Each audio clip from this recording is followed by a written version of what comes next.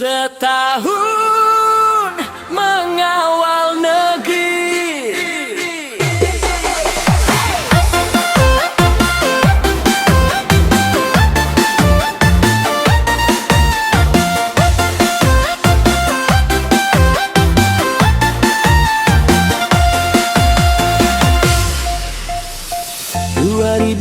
Lima tahun harapan tiba, infrastruktur merata, layanan dasar tersedia.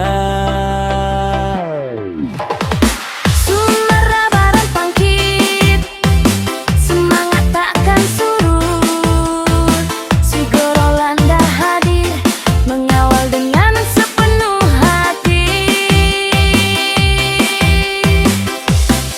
Komisi 5 Dipri Arif, infrastruktur jadi saksi, perhubungan, perumahan, bencana pun teratasi. Rapat kerja, kunjungan lapangan tak pernah absen, advokasi anggaran demi rakyat terayomi.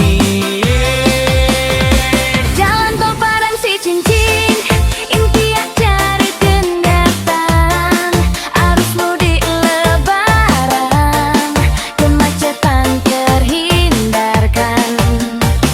Konektivitas nasional semakin lancar dan aman, ekonomi rakyat tumbuh, senyum bahagia terukir. Setahun mengawal negeri, Sigorolanda beraksi, infrastruktur merata untuk Indonesia jaya. Rakyat sejahtera, adil dan makmur sentosa. Terima kasih pahlawanku, jasamu takkan terlupa.